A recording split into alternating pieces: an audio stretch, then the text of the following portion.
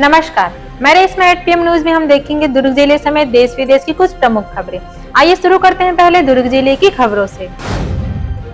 दुर्ग जिले में जिला प्रशासन के चलाए जा रहे नो हेलमेट नो पेट्रोल अभियान के तहत खाद्य विभाग की टीम ने रिसाली क्षेत्र स्थित महामाया फ्यूल्स और Reliance BP mobility limited Phulgaon नाका पेट्रोल पंप को औचक निरीक्षण किया। जांच के दौरान पाया गया कि दोनों पंपों पर बिना हेलमेट लगाए दोपहिया वाहन चालकों को पेट्रोल दिया जा रहा था।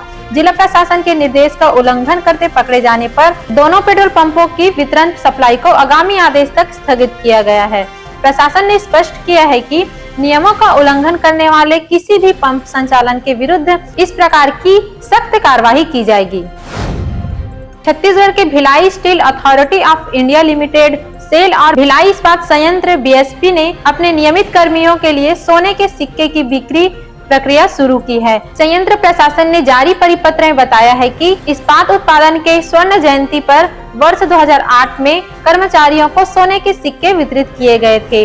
अब बीएसपी के पास 23 अवतरित सोने के सिक्के प्रत्येक 8 ग्राम 999 शुद्धता शेष है, जिन्हें इच्छुक कर्मचारियों को ड्रॉ ऑफ लॉट्स के माध्यम से दिया जाएगा।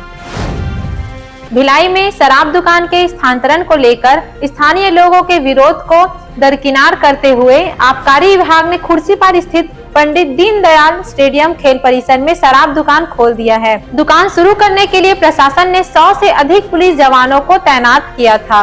इसके साथ विरोध प्रदर्शन का नेतृत्व कर रहे कांग्रेस पार्षद और जोन अध्यक्ष भूपेंद्र यादव को गिरफ्तार कर जेल भेज दिया था। खुर्सीपार थाना अंतर्गत तिरंगा नगर में विक्की उर्फ धीरज सरोज नामक युवक की 4 से 5 लोगों ने मिलकर बेरहमी से हत्या कर दी। बताया जा रहा है कि मामला प्रेम प्रसंग से जुड़ा हुआ है, जिसके बाद पुरानी रंजिश के कारण वारदात को अंजाम दिया गया। इस हत्या की वारदात से इलाके में सनसनी फैल गई है। घटना की सूचना मिलते ही मौके पर पहुंची पुलिस ने शव को पोस्टमार्टम के लिए अस्पताल भेजवाकर सभी संदेहियों को हिरासत में लेकर पूछताछ कर रही है। नगर निगम भिलाई के सामान्य सभा उस समय तक अचानक स्थगित करनी पड़ी जब सदन में सूचना पहुंची कि जोन अध्यक्ष व कांग्रेस पार्षद भूपेंद्र यादव को पुलिस ने खेल परिसर में शराब दुकान का विरोध करने पर हिरासत में ले लिया है। महापौर धीरज पाल ने सदन में इस घटना की जानकारी दी और कहा कि जब किसी निर्वाचित पार्षद को जनहित के मुद्दे पर गिरफ्तार किया जाए तो निगम के प्रतिनिधियों का उसके साथ खड़ा रहना जरूरी है। उनकी मांग पर सभापति गिरवट बंटी साहू ने बैठक को स्थगित कर दिया। करीब दोपहर 3:40 भूपेंद्र यादव को रिहा कर दिया गया।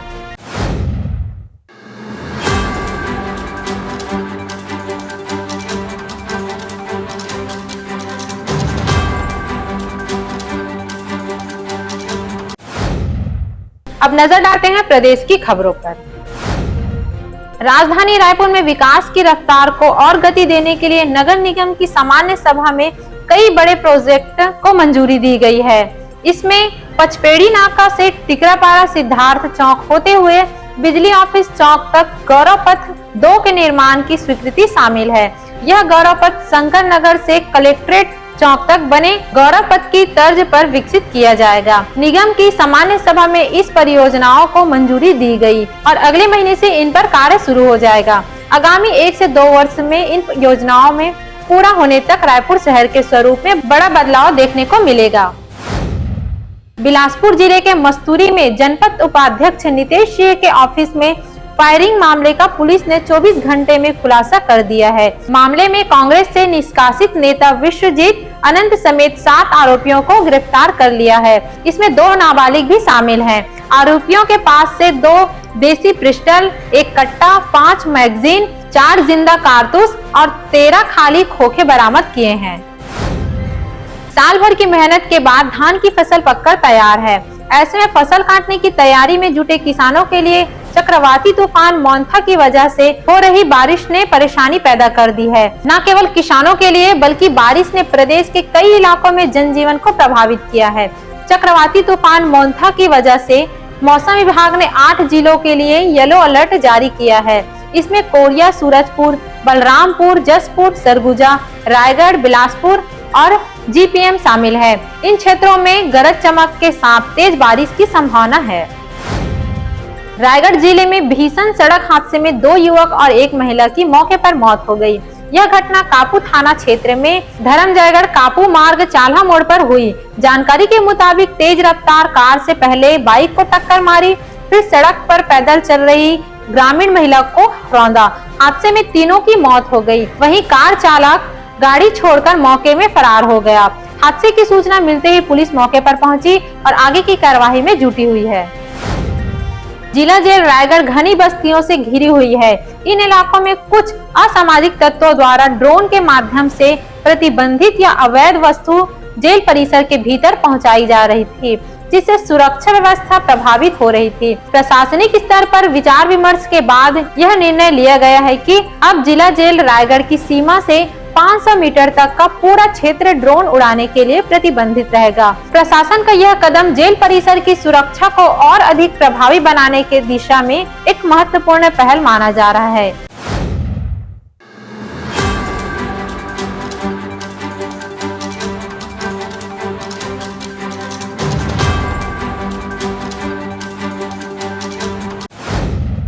अब नजर डालते हैं देश विदेश की खबरों पर।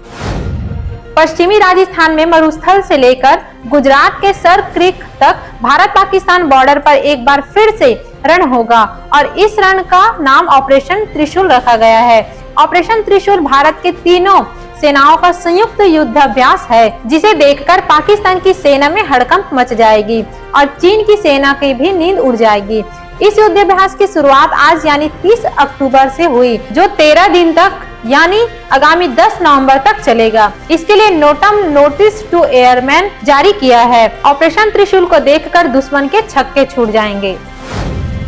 दिल्ली दंगे से जुड़े मामले में दिल्ली पुलिस ने उमर खालिद की जमानत का विरोध करते हुए हलफनामा दाखिल किया है। इसमें कहा गया है कि दिल्ली हिंसा की साजिश सत्ता परिवर्तन के उद्देश्य के साथ रची गई थी।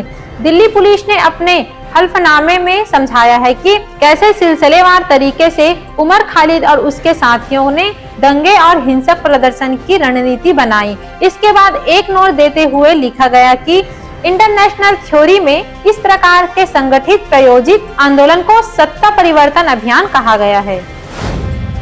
मुंबई के पवई इलाके में एक चौंकाने वाला घटनाक्रम सामने आया, जब एक शख्स ने कुछ बच्चों को बंधक बना लिया। पुलिस सूत्रों के अनुसार मानसिक रूप से बीमार शख्स ने इन बच्चों को बंधक बनाया।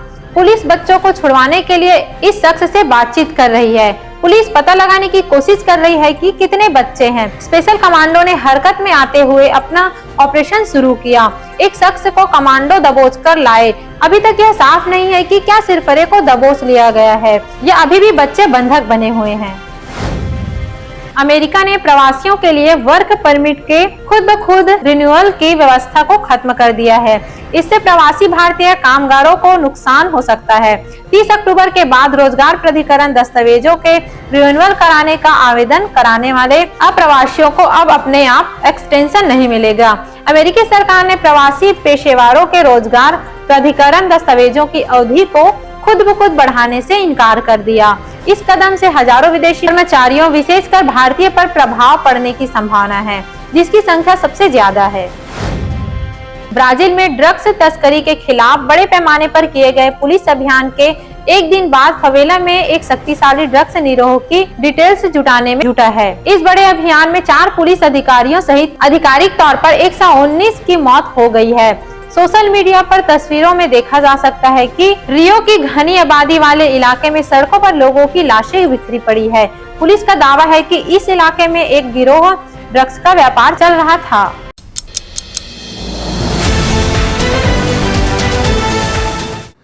This program is sponsored by SR Hospital and Research Center.